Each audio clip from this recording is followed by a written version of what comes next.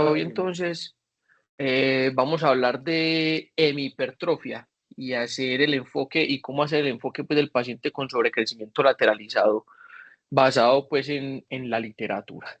La motivación pues de la revisión de este tema fue porque hace un par de semanas creo que incluso estaba yo por la tarde ahí en la consulta en la Nobel, ¿cierto? Y yo no sé, me llegaron como dos pacientes ahí como con un crecimiento asimétrico de un lado de mi cuerpo. Estuve conversando con el profe, con el doctor César Gil, y, y bueno, surgió como la duda acerca pues, de qué más hacerle a estos pacientes, si necesitan estudios adicionales diferentes pues, a una panorámica de miembros inferiores o algo para, digamos, mejorar esa discrepancia. Y ocurrió algo muy similar con el profe Galván durante la consulta. Entonces, bueno, por eso opté por tomar este tema. Los objetivos que me tracé es que vamos a aclarar el concepto de la hemipertrofia y cómo ha venido cambiando el uso del mismo en la literatura. Vamos a definir cuál es el espectro de la enfermedad y sus características clínicas que hacen diferente cada uno de los cuadros clínicos. Y finalmente vamos a plantear, según la literatura, cómo es el seguimiento de estos pacientes y qué estudios se deben realizar una vez se sospecha un diagnóstico. Entonces, inicialmente, con respecto a la generalidad de este tema, pues está de más decir que es un crecimiento que puede ser simétrico o asimétrico, depende del segmento corporal que esté afectado, que esto, además de comprometer las extremidades, los huesos, la piel, ¿cierto? El tejido celular subcutáneo, también puede afectar los órganos internos de los pacientes. Generalmente puede estar asociados a síndromes. El más común y el que más describen en la literatura es el síndrome de Beckwith-Wiedemann, igualmente el Klippel-Trenaunay-Weber, y adicionalmente pues el contexto y el escenario de la hemipertrofia aislada, que está escrito claramente que tiene que ser un diagnóstico de exclusión una vez hayamos descartado que el paciente se encuentra en alguno de estos síntomas. Listo. Es un sobrecrecimiento regional que es asimétrico, que no va a tener un diagnóstico de base, y realmente la literatura es muy variable. ¿Cierto? Puede ser uno por cada 13.000 nacidos vivos hasta cada 80.000. Y esto puede ser debido a que en los textos, en la literatura, existen unos conceptos a lo largo del tiempo basado en que se define este tipo de entidad como una hemihipertrofia o una hemihiperplasia, ¿cierto? Y últimamente es que se ha venido acuñando el término del sobrecrecimiento lateralizado. ¿Listo? ¿Qué es lo que pasa? En muchos de los textos y en muchos de los artículos que uno viene leyendo últimamente, estos conceptos se sobrelapan uno sobre otro.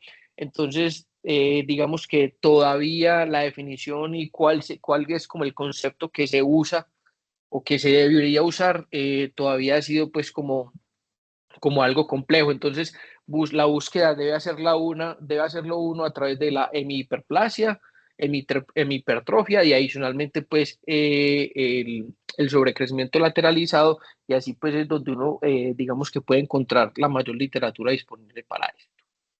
Entonces, ¿qué ocurre en el escenario? Siempre ha existido como a lo largo del tiempo que la asimetría corporal ha llamado mucho la atención desde los tiempos de los escultores romanos y griegos.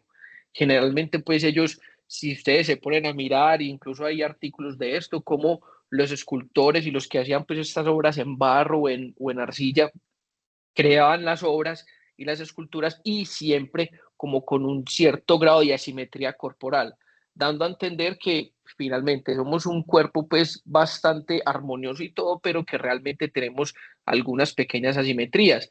En este caso pues ponen aquí el ejemplo de esta escultura en donde para el autor, ¿cierto? El tamaño de sus brazos y de la cabeza no es como digamos, asociado o no tiene como una correlación muy clara con respecto al tamaño corporal.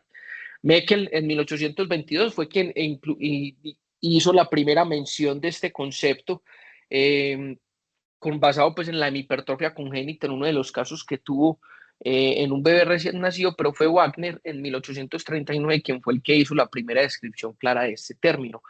Es una entidad que puede ser cosmética solamente, adicionalmente puede tener un componente ortopédico, y es muy importante en este caso evaluar siempre la patología intraabdominal, que a lo largo de la charla vamos a darnos cuenta por qué es importante tocar este tema. Entonces, se define en la mayoría de los trabajos que pude encontrar como un sobrecrecimiento lateralizado de cualquier segmento corporal.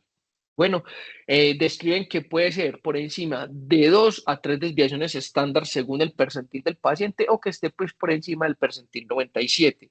Va a incluir afecciones en la longitud, la circunferencia y el volumen de cada uno de la extremidad, y esto describen que puede ser mayor del 10% comparado con la extremidad contralateral, para que lo tengamos en cuenta. Y es aquí en donde empezamos como a meternos en el tema, ¿cierto? Y a ver las aristas que esto puede tener. Ya sabemos entonces que el sobrecrecimiento puede ser aislado o asociado a un síndrome. Bueno, digamos que el síndrome y el espectro que ponen en la mayoría de los textos de base es el espectro del síndrome de Beckwith-Wiedemann. ¿Listo? Que es una alteración en el locus pues 11p15 de uno de los cromosomas. Entonces, si usted tiene, según como tienen en esta gráfica, más hacia la derecha, ¿cierto? Si usted tiene las características clínicas muy claras del paciente, ¿cierto? Si adicionalmente tiene unos conceptos, unas características moleculares adicionales, el paciente se va a encasillar más hacia un síndrome típico. Y si nos vamos más hacia la izquierda, en donde no tenemos las suficientes características clínicas, donde no tenemos un componente pues genético muy claro para esto, nos vamos a empezar a salir del Beckwith-Wiedemann y vamos a empezar a crear un diagnóstico y a obtener el diagnóstico de un sobrecrecimiento aislado, que vamos a ver más adelante que no es como tan aislado entre comillas. Bueno, y en todo esto existen varias entidades. El síndrome Proteus, ¿cierto? El espectro del sobrecrecimiento asociado pues a la alteración en el PIK3CA, ¿cierto? Los mosaicismos, la neurofibromatosis tipo 1, malformaciones capilares difusas e incluso síndromes de tumores amartomatosos, que son, digamos, varias entidades asociadas a que tienen un componente pues abdominal. Entonces, cuando evaluamos el espectro del Beckwith-Wiedemann, para usted tener un diagnóstico claro, puede tener síntomas, pues, o signos cardinales o signos sugestivos. Son 2 puntos para cada uno de los cardinales y los sugestivos a cada uno le da un punto, ¿cierto? Cardinales muy claros, por ejemplo, el exonfalos, ¿cierto? Un sobrecrecimiento muy claro lateralizado, ¿cierto? O los pacientes que hacen hipoglicemias neonatales. Hay que empezar a tener en cuenta que el paciente puede estar en algún escenario de estos. O algo muy sugestivo, la macrosomía, pero tiene que tener en cuenta que tienen que ser 2 desviaciones estándar por encima de lo normal, neus faciales, pliegues articulares o pits auriculares, ¿cierto? El antecedente del polidramios o placentomegalia, ¿cierto? La hipoglicemia transitoria, ¿cierto? O pacientes que tengan alteraciones en la pared abdominal, megalias, hernias umbilicales o diástasis de los rectos. Vamos a pedir a estos pacientes pruebas moleculares cuando tenemos más de 2 puntos, ¿cierto? O una historia familiar de una alteración en el brazo 11p15, ¿cierto? O el diagnóstico hacemos con más de 4 puntos. Alguno de los profes, perdón, tienen los micrófonos abiertos, me lo pueden apagar. Gracias. Listo, para que lo tengamos en cuenta. Entonces, aquí podemos ver cada uno de los escenarios. Pacientes que tienen sobrecrecimiento del lado izquierdo, macroglosia, que son, digamos, cambios muy sutiles, los bebecitos con hipertrofia congénita, ¿cierto? Aquí, macrodactilias o alteraciones, pues, en este escenario como en la línea media y en la lengua, que a veces son muy sutiles de diferenciar. Entonces, para que lo tengamos en cuenta. ¿Qué pasa? Es muy importante hablar de este tema y puede que no sea un tema del todo ortopédico, que es como lo que nos gusta a nosotros, ¿cierto? Listo, está grande, está pequeño, alarguémosle, hagámosle un crecimiento guiado, no. Es un tema que a pesar de esto, puede que nosotros seamos los primeros en obtener el diagnóstico. Listo, porque los pacientes ven alteraciones en las extremidades y los papás a quién es el primero que buscan al ortopedista, pero ojo, que no solamente son alteraciones en las extremidades, hay que tener en cuenta que estos pacientes tienen un riesgo de desarrollar de cáncer intraabdominal, entonces a estos pacientes se les debe hacer un tamizaje con ecografía intraabdominal, pues abdominal, para tener una detección temprana del tumor de Wilms, incluso hasta los 8 años, trimestral. Y adicionalmente, ¿cierto? La patología cáncer, o sabemos que las células cancerosas sueltan o tienen como producto la alfa-fetoproteína sérica, y esto es muy importante también tenerlo en cuenta en el estudio del tamizaje cuando nos podemos enfrentar a estos pacientes, ¿cierto? Hay unos esquemas que más adelante vamos a ver, pero hasta los 4 años estos pacientes deberían tener también un seguimiento con alfa-fetoproteína y adicionalmente una ecografía abdominal. Cuando nos encontramos otro de los espectros de sobrecrecimiento, que es la alteración en el PIK3CA, ¿cierto? Que, digamos, esto es la traducción, esta es como la sigla para, para entender que es un espectro de enfermedades relacionadas al sobrecrecimiento a, que se da por la alteración en la activación de esta fosfatidilinositol 4.5 y fosfato 3 quinasa alfa, que no nos interesa pues, pero cuando tenemos el escenario de estos pacientes, podemos tener varios espectros clínicos. Pacientes con macrodactilias, bueno, pacientes que pueden tener hiperplasia muscular fibrosa o pacientes en los cuales estamos en el escenario del Klippert-Trenaunay-Weber, que es una de las entidades que más mencionan en el sobrecrecimiento, la hipertrofia, pues, ¿cierto? Que incluyen, además de alteraciones óseas de los tejidos blandos, vasculares, también tienen componente cutáneo que es bastante importante a tener en cuenta. Entonces, ya vemos que la macrodactilia, no, la hemipertrofia no solamente tiene que ver con todo un hemicuerpo, también podemos tener solamente segmentos específicos alterados y cada uno es lo que nos va a encasillar, obviamente complementado con los estudios genéticos, cuál es el escenario y qué es lo que tenemos al frente de nuestra historia clínica. Bueno, entonces, para hacer el diagnóstico de esto, hay que detectar la mutación, definir que es un paciente que tiene una entidad congénita de diagnóstico temprano y adicionalmente que el crecimiento es localizado.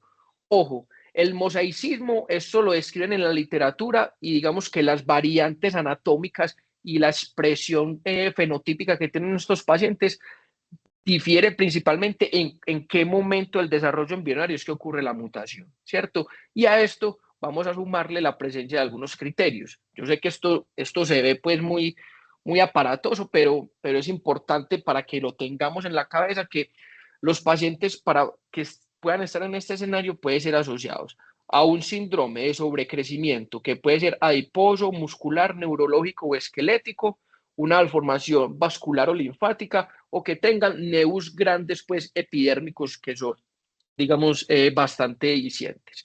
O alteraciones linfáticas muy grandes, ¿cierto? Casi como elefantiasis, macrodactilia o sobrecrecimiento acral, sin importar cuál de las extremidades es la afectada, sobrecrecimiento de la grasa en el tronco, la hemimegalencefalia, que también está asociada pues a alteraciones vasculares y muchos compromisos cutáneos. Entonces, como ustedes ven, además del tamaño de la extremidad del segmento afectado, también pueden existir mucho compromiso cutáneo en estos pacientes y vascular, que nos pueden ayudar a encaminar pues nuestro diagnóstico.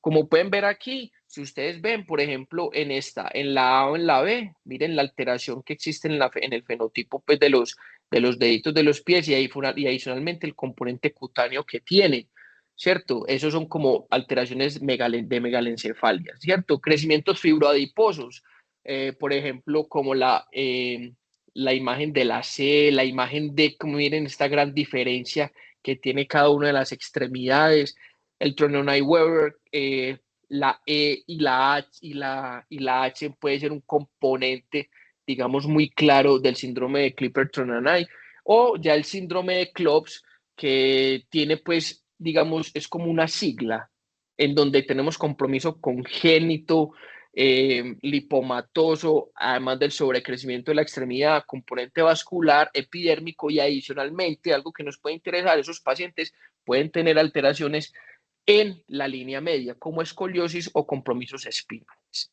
¿cierto? Y finalmente, la hemipertrofia aislada. Ojo, que es un caso y es un escenario en el cual no se le puede atribuir a un trastorno del desarrollo específico y que no tiene unas malformaciones muy claras y que no sigue un patrón ya escrito en la literatura. Hay que tener en cuenta que incluso yo lo había comentado con el profe Galván, es el sobrecrecimiento de una extremidad o es una hipoplasia contralateral, ¿cierto? Y eso también en la literatura lo ponen como en interrogante. ¿Qué fue primero? Si es que el paciente está sobrecreciendo un lado o realmente es que el electro en mi cuerpo es más pequeño. Y dan algunos tipsitos o como algunas características que estos pacientes, cuando sospecha uno que tienen digamos, un hemicuerpo más pequeño, esos pacientes generalmente vienen asociados a otras entidades como microcefalia, retardo en el neurodesarrollo, algo de compromiso cognitivo, que puede ser como una de las pistas que nos pueden dar. Y algunas de las causas de subcrecimiento aislado, lo más claro y lo que uno ve en la rotación, por ejemplo, las hipoplasias posaxiales claramente o las amelias, listo. Todos estos componentes en donde tenemos como ausencias o disminución del tamaño de la extremidad. Cuando uno encuentra la literatura, uno digamos que empieza a buscar y dice, bueno, si es un sobrecrecimiento aislado, no tiene ninguna asociación a nada, pero eso es completamente falso. Miren que me encontré este trabajo en donde evalúan 32 pacientes al parecer, tienen solamente sobrecrecimiento aislado sin ningún componente adicional y evalúan si tienen algunas alteraciones moleculares, sobre todo basadas en la metilación de uno de los genes NS1 o en las disomías uniparentales, ¿cierto? Les hacen pues un test de amplificación y una secuencia de Lexoman y encuentra que clínicamente son unos pacientes que cognitivamente funcionan bien, tienen un sobrecrecimiento muy sutil que cuando uno se vuelve muy acucioso puede hacer un diagnóstico clínico claramente, pero finalmente le dan los resultados e encuentran que todos los pacientes que al menos tengan una hemipertrofia aislada, que no estén asociados a un síndrome como tal y unas características clínicas muy marcadas, esos pacientes van a tener una alteración genética e incluso basados principalmente en una disomía uniparental y en algunos escenarios sí tienen pues como aberraciones en la metilación de uno de los genes pues más implicados en esto y lo empiezan a encasillar como en una presentación leve del síndrome de Beckett-Wiedemann, listo, para que lo tengamos en cuenta. Y otro escenario importante es entender, como ya se los había mencionado inicialmente, cuál es la incidencia real de los tumores abdominales en estos pacientes. Lo que más encuentra uno, sea en el escenario de la hemipertrofia sindrómica o la hemipertrofia aislada, los pacientes los tumores que más reportan son el hepatoblastoma, el tumor de Wilms bilateral o digamos unilateral y el carcinoma de células adrenales, incluso en algunos escenarios como un feocromocitoma. Si ustedes ven, el hepatoblastoma más asociado al sindrómico, listo, pero mire que en la hemipertrofia aislada también existe el riesgo de presencia que los pacientes desarrollen tumores abdominales, en este caso renales. Ojo, que solamente en 1,2% de los pacientes con hemipertrofia aislada pueden tener este riesgo, ¿cierto? Pero hay que tener en cuenta que esto sí tiene un componente genético y que el tamizaje para ellos en este trabajo se debería realizar cada 4 meses hasta los 5 años. Y en algunos trabajos le enseñan a uno o le proponen a uno como una especie de algoritmo diagnóstico, entre comillas, que yo creo que ya pues no hace parte de nosotros, cumpliremos nosotros con mandarlos al genetista, ¿cierto? Encargarnos de evaluar las deformidades longitudinales con respecto, sobre todo en la discrepancia de las extremidades, o si empiezan a desarrollar alguna deformidad angular. Pero si ustedes ven, todos, cuando tenemos una sospecha diagnóstica de sobrecrecimiento aislado, síndrome de Becky-Wiedemann, PIC-CEAP3 o digamos este espectro de sobrecrecimiento o solamente sobrecrecimiento vascular, todos tienen un test para realizar, ¿cierto? Y el cual lo va a confirmar finalmente cuál es el síndrome o el diagnóstico definitivo. Entonces, ¿qué hay que indagar siempre? La consanguinidad. Si tiene un componente autosómico recesivo, sobre todo en los pacientes, padres que sean primos o familiares o algo, y que se exprese. Bueno, ojo, que si se expresa ya en dos hermanos seguidos, ya no es, ya tenemos, digamos, más una presentación más dominante y digamos que el síndrome puede cambiar. Ojo que los pacientes o digamos los bebés que, que se crean o se generan a través de técnicas de reproducción asistida, está escrito en la literatura que tienen un riesgo de generar o de desarrollar este síndrome de Beckett-Wiedenham. Y pilas que hay que tener en cuenta que los pacientes con hipoglicemia neonatales, adicionalmente, pueden tener, digamos, es como una de las muestras, un signo de alarma para descartar o estar pendientes que no vayan a desarrollar un síndrome de Sotos o un síndrome de Simpson-Golab-Bemmel. Bueno, pilas que la mayoría de veces los pacientes nacen normales en algunos escenarios y el sobrecrecimiento empieza a verse o a verse como más evidente en la clínica casi hasta los 2 años de edad. Y digamos que para hacer mucho énfasis en esto, que es lo que me parece más importante, el Hospital de St. Jude's Children's, ¿cierto? Digamos que nos da unos parámetros para tener como tamizaje que a estos pacientes en los cuales ya tenemos la sospecha de un sobrecrecimiento aislado o incluso ya tenemos el diagnóstico, la eco de abdomen se debe hacer cada 3 meses hasta los 8 años. Listo. En los 4 años, hígado, riñón y órganos porque tienen un riesgo aumentado de desarrollar tumores o masas abdominales en cualquiera de estos órganos. Cuando ya los niños son mayores de 4 años, el riesgo de tumor de hígado y que compromete otro tipo de estructuras baja mucho y recomiendan solamente el seguimiento con la eco de riñón para descartar el tumor de Wilms y en caso tal hacer un diagnóstico temprano. Y el seguimiento con la alfa-fetoproteína. Cada 6 a 12 semanas, ¿cierto? Más o menos sangrar al paciente cada 3 meses hasta los 4 años con el fin de no pasar por alto ninguna de estas entidades. Entonces, finalmente yo creo que es importante que entender que puede ser un espectro de enfermedad que inicialmente hay que hacer todos los estudios para definir si se trata de una condición aislada o no. Ojo, que nosotros somos posiblemente la primera especialidad que los pacientes visiten, por lo que debemos ser acuciosos con el examen físico y definir la pertinencia de sus estudios adicionales. Y yo creo que podemos impactar notablemente en el diagnóstico temprano de una patología grave. Listo. Esto es